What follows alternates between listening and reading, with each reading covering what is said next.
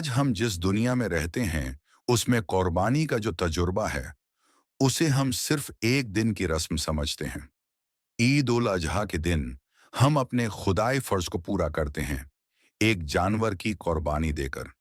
लेकिन क्या हम कभी यह सोचने की कोशिश करते हैं कि कुर्बानी का असली मकसद क्या है? कुर्बानी सिर्फ एक जानवर का ज़बह करना नहीं है, बल्कि यह एक रूहानी सफ़र है जो हज़रत इब्राहीम एयस की ज़िंदगी से होकर हमारे दिलों तक पहुंचता है। यह सुन्नत केवल एक अमल नहीं, बल्कि एक ऐसे इम्तिहान की कहानी है जिसमें अपनी सबसे कीमती चीज़ को अल्लाह के लिए कुर्बान कर देना होता है। हज़रत इब्राहीम एस की ज़िंदगी में एक ऐसा नूर छुपा था जो आज भी हर मुसलमान की ज़िंदगी में रोशनी बनकर चमकता है। और यह नूर हमें तब मिलता है जब हम अपनी नीयत और जज्बात को कुर्बानी के रूह के साथ समझते हैं। मुख्य रिक्शा हजरत इब्राहीम एस का जीवन एक ऐसे मुकाम पर पहुंचा था जहां उन्होंने अल्लाह से दुआ की, ऐ अल्लाह, मुझे ऐसा बेटा अता फरमा जो मेरे बाद मेरे काम को आगे बढ़ाए। अल्लाह की रहमत से उनकी यह दुआ कबूल हुई और उनके घर हजरत इस्माइल की पैदाइश हुई।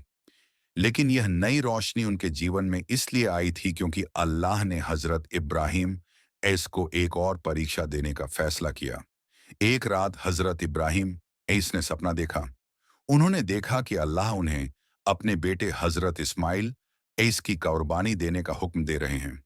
यह सपना केवल एक बार नहीं, बल्कि 3 बार आया। हजरत इब्राहीम ने समझ लिया कि यह अल्लाह का हुक्म है और यह उनकी जिंदगी की सबसे कठिन परीक्षा थी। जब उन्होंने अपने बेटे इस्माइल से यह बात कही तो उनका जवाब था, अब्बा जान, जो हुक्म अल्लाह का है उसे पूरा कीजिए। आप मुझे इंशा अल्लाह सब्र करने वालों में पाएंगे। फिर हजरत इब्राहीम और हजरत इस्माइल मिना की तरफ चल पड़े, जहां उन्हें कुर्बानी देनी थी। रास्ते में शैतान ने कई बार उन्हें रोकने की कोशिश की, पहले सौर की गुफा में, फिर मिना में। हर बार हजरत इब्राहीम और इस्माइल ने अल्लाह की रहनुमाई को अपनाया और शैतान के बहकावे को ठुकरा दिया। जब हजरत इब्राहीम अपने बेटे को कुर्बानी देने के लिए तैयार हो गए, अल्लाह की रहमत ने उन्हें इस परीक्षा से गुजर जाने दिया। अल्लाह ने उनकी सब्र और इतात, आज्ञा पालन को देखकर उनकी कुर्बानी कबूल की और एक महान मेढ़ा दुम्बा भेजा जिसे हजरत इस्माइल की जगह कुर्बान किया गया। यह कुर्बानी सिर्फ एक पल का अमल नहीं, बल्कि एक ऐसे जज्बे का इजहार है जो हजरत इब्राहीम की पूरी जिंदगी में था। आज जब हम कुर्बानी करते हैं तो हम केवल एक जानवर का गोश्त नहीं दे रहे होते, बल्कि अपनी नीयत को एक बार फिर अल्लाह के सामने ताज़ा कर रहे होते हैं। हम अपनी सबसे प्यारी चीज, अपने जज्बात, अपने माल और मोहब्बत को अल्लाह की राह में कुर्बान करते हैं। यह सुन्नत सिर्फ एक अमल नहीं, बल्कि एक ईमान है।